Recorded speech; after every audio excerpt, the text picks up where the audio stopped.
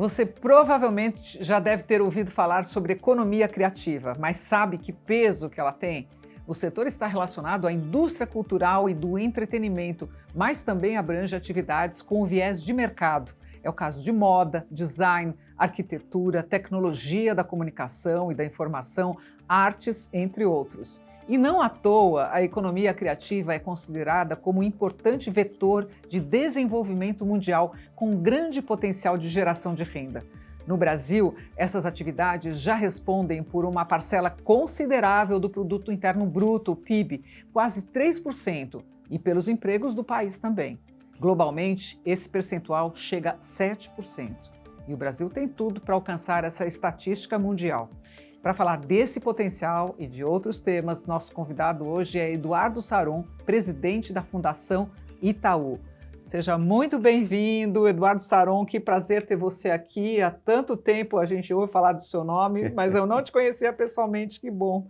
Chegou obrigado. O dia. Eu que agradeço. Obrigado pelo convite, a você, a Febraban, a toda a equipe aqui que está atrás, fazendo essa economia criativa, inclusive. Nós somos parte disso, né? Mas estou feliz de estar aqui contigo.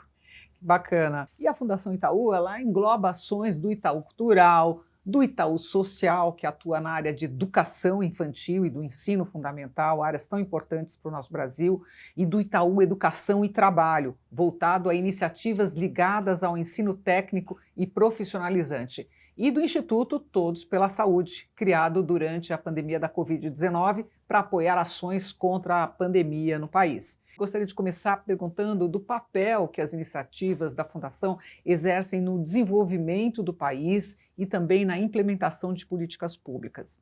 Bom, primeiro a importância de abrir um diálogo consistente com a sociedade, com os setores que estão envolvidos no tema da educação, da cultura, da saúde e também com os governos, né? Essa conversa, esse diálogo, essa geração de evidências, inclusive, para que a gente possa, em conjunto, construir prioridades, estabelecer quais são os caminhos possíveis para o Brasil, é algo fundamental para uma fundação ligada a uma empresa como Itaú, né? E essa perspectiva, onde há a construção do diálogo permanente com a sociedade, com outras empresas, inclusive, com outros institutos e fundações e com os governos, é fundamental para a gente pensar esse país que é tão desigual, que precisa ter políticas que possam produzir mais situações de equidade e que, certamente, uma das questões centrais é a gente poder produzir evidências, fazer pesquisas, ter corpos técnicos bem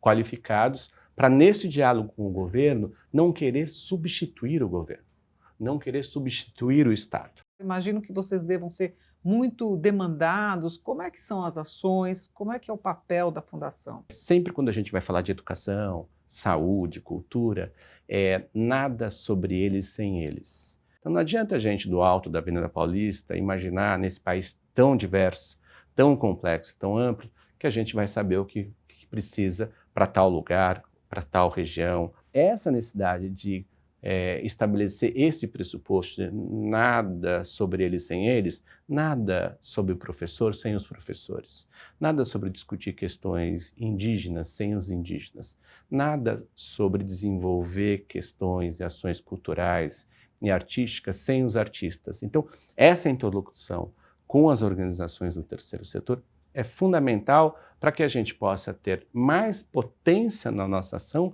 mas, acima de tudo, porque a gente possa entender as prioridades a partir de quem tem a leitura bastante profunda daquelas realidades. Você poderia dar alguns exemplos? Porque a gente começou dizendo da quantidade de pessoas que já trabalham, mas até anunciando que pode ter um potencial enorme de crescimento num país que falta emprego, que falta ocupação.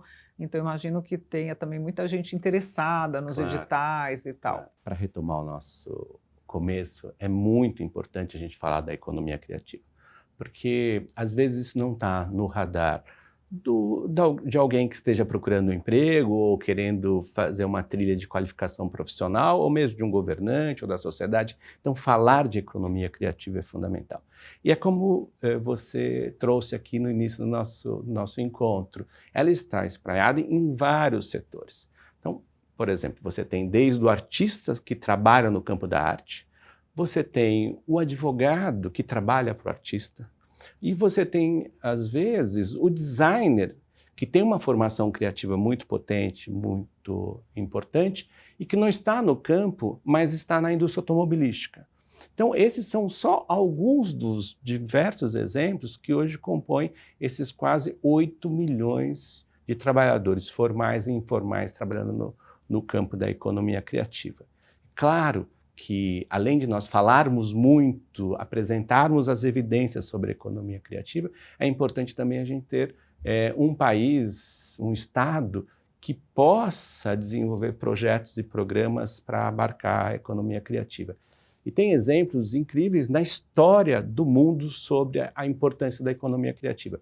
Quando termina a Segunda Guerra Mundial, os Estados Unidos, para negociar com a França, por exemplo, a reorganização em virtude da França, em virtude do pós-guerra, um dos temas que os Estados Unidos pediu para que a França incluísse no pacto entre as duas nações foi o tema da abertura das telas de cinema. Os Estados Unidos falou assim: França, franceses, eu ajudo vocês nessa retomada no pós-guerra, mas eu quero, como uma das contrapartidas, que vocês abram as telas de cinema. Então, veja, tem desde questões muito objetivas, o emprego que é gerado em virtude da indústria da arte, do entretenimento, até questões profundamente estratégicas para estados, nações, quando o tema é pensar nesta economia, pensar nesta cultura, pensar neste modo de desenvolvimento que, na maioria das vezes, inclusive, que é um outro tema que muito preocupa aqui a FEBRABAN, tem profunda sustentabilidade. Então, é uma área que precisa que a gente esteja atento, e também nesse campo das políticas, né, não só do desenvolvimento dos mercados, é fundamental um grande programa de qualificação profissional. Economia criativa exige pessoas com melhor educação. Como é que é a atuação de vocês nesse campo, que é da formação para o trabalho, num momento em que a tecnologia está roubando cada vez mais o papel humano, né? A Fundação tem várias frentes. Uma das importantes frentes da Fundação é a área de educação e trabalho. Ela está atuando hoje na criação das condições para que os governos estaduais, em especial, possam criar programas robustos de educação profissionalizante. Aquele menino, aquela menina que está entrando no ensino médio, ela precisa não só fazer o ensino médio, mas ter na entrada do ensino médio a perspectiva da sua inclusão produtiva. Porque ali começa, de fato, né, a conversa do como é que a minha autonomia vai crescer? Como é que eu posso ter um espaço de inclusão produtiva que tenha qualidade de vida para mim, que eu possa, de fato, ter autonomia e, de alguma forma, pensar na perspectiva de ter a minha própria família, constituir o meu próprio lar. E esta conversa começa ali, efetivamente, no ensino médio. Mas essa possibilidade, assim como vários países fazem, Alemanha, Coreia, enfim, essa possibilidade precisa se apresentar cada vez mais, e esse é um dos temas que a área de educação e trabalho cuida dentro da Fundação para que os estados, para que os governos assumam essa pauta como uma pauta prioritária para que a gente acolha esses jovens. Para você ter uma ideia, Mona, hoje no Brasil, segundo a OCDE, nós temos 8 milhões de jovens entre 18 e 24 anos que não conseguem trabalhar e não conseguem estudar. É quase um Portugal que está nessa situação. Então, o ensino técnico profissionalizante é uma demanda necessária, até porque as empresas cada vez mais exigem, querem, pedem, tem uma demanda reprimida por profissionais qualificados, e o ensino profissionalizante é um dos caminhos para a gente acelerar a entrada desse jovem no mercado de trabalho para ter uma inclusão produtiva de qualidade. Esse contingente que você está falando é aquele contingente nem-nem, né? É o não nem-nem. faz nem uma coisa nem outra. E você vê algum resgate possível para essa geração? Assim? Eu acho que a gente pode se conectar aos temas da tecnologia. Há uma demanda imensa pelo campo da tecnologia, a própria economia criativa, o setor de entretenimento, de turismo, né, de turismo cultural, há uma demanda imensa, mas o mais importante é que cada região, cada estado, cada núcleo territorial identifique qual é o seu poder de atratividade, de inclusão produtiva, para ir em conjunto com a educação, em conjunto com as empresas, a gente poder qualificar esses jovens, né, para eles terem uma outra perspectiva de vida. A gente falou dos 4 pilares, né, da Fundação Itaú: o Itaú Cultural, o Itaú Social, Educação e Trabalho e Todos pela Saúde. Como é que esses 4 pilares se articulam de um modo geral? A gente falou, né, nesses 4 pilares da educação e trabalho, tem o Itaú Social, que cuida fundamentalmente de 2 grandes eixos na educação básica, que é o ensino infantil, aquele da criança com 4 e 5 anos, né, a antiga pré-escola, e o ensino fundamental 2, mais especificamente, os anos finais, o que a gente chamava lá no passado de ginásio. Esses são os 2 focos do Itaú Social: cuidar das crianças que estão chegando no ensino infantil, e não é só observar se tem ou não tem criança fazendo o ensino infantil. Isso é importante, esse é um grande desafio dos municípios, mas qual é a qualidade desse ensino? Né? Quais são os caminhos metodológicos e pedagógicos que estão impactando essa criança do ponto de vista lúdico, né? Do brincar, do experimentar, da primeira convivência mais coletiva numa outra instituição que não é a família, enfim. Então, este é um tema. E o outro tema que o Itaú Social começa a se dedicar, inclusive esse ano, é o Fundamental 2, são os anos finais, aquele ginásio, é aquela criança, adolescente, que está entre o sexto e o 9º ano, o antigo 5ª e 8ª série, que hoje é o 6º e o 9º ano. Essa criança, esse adolescente, esse jovem, que daqui a pouco está chegando no ensino médio, é um tema que muito nos preocupa. Então, cada 100 jovens, lá no final do ciclo, no 9º ano, de cada 100 jovens, só 15 saem dominando o tema da matemática referente àquele ano. E aí isso vai gerar uma audiência, vai gerar um jovem ainda com mais dificuldades para o ensino médio. Então, atuar no ensino fundamental 2, nos anos finais, lá no antigo ginásio, é uma forma também de a gente tentar perder menos esse jogo, não perder, inclusive, todo o investimento feito nos anos iniciais, no antigo primário, para, inclusive, oferecer uma oportunidade de vida ainda melhor na hora que chega no ensino médio. Quando você diz, a gente cuida, quer dizer o que exatamente? Vocês fazem pesquisa e veem os impactos, o que tem que melhorar?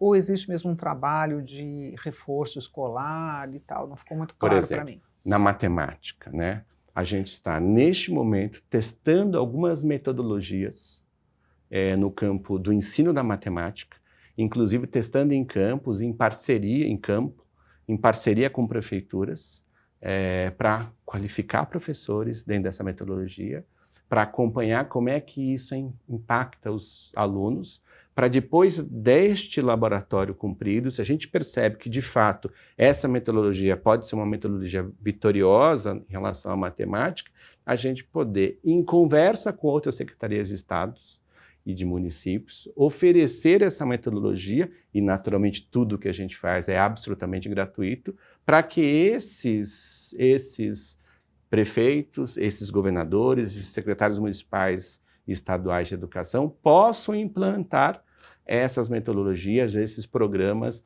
nas suas escolas, nas suas redes. Ou, por exemplo, que é um outro tema fundamental, discutir melhoria da gestão da escola pública. Esse é um outro tema também que a gente faz.